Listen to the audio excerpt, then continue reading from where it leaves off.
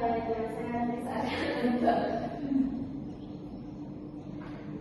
pengertian pendidikan inklusi. Pendidikan inklusi merujuk pada pendidikan yang melibatkan peserta didik dengan beragam latar belakang, baik dari segi kemampuan maupun kebutuhan khusus. Tantangan dalam pembelajaran inklusi. Yang pertama, perbedaan kebutuhan. Peserta didik dengan berbagai macam kebutuhan baik fisik maupun intelektual membutuhkan pendekatan yang sangat berbeda-beda. Yang kedua, keterbatasan sumber daya. Banyak sekolah yang masih kekurangan fasilitas atau tenaga pengajar yang terlatih untuk menangani peserta didik dengan kebutuhan khusus. Yang ketiga, kurangnya pemahaman. Tidak semua pendidik memahami konsep dan prinsip pendidikan inklusi secara menyeluruh yang dapat menghambat implementasinya. Yang keempat, stereotip dan diskriminasi. Peserta didik dengan kebutuhan khusus seringkali menghadapi stereotip negatif atau diskriminasi dari teman sebaya mereka.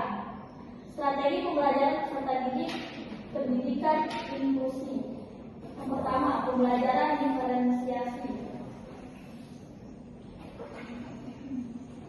Dalam konteks pendidikan inklusi, strategi ini sangat penting karena memungkinkan pendidik untuk menyusun berbagai metode pembelajaran yang sesuai dengan kebutuhan setiap peserta didik. Beberapa aspek yang bisa diferensiasi meliputi yang pertama konten, kedua proses, yang ketiga produk. Penggunaan teknologi pendidikan.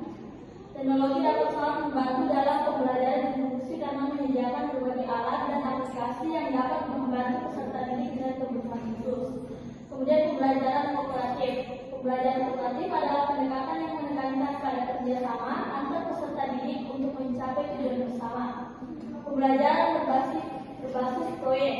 Pendekatan pembelajaran berbasis proyek memungkinkan peserta didik untuk terlibat dalam kegiatan yang lebih konkret dan relevan dengan dunia nyata.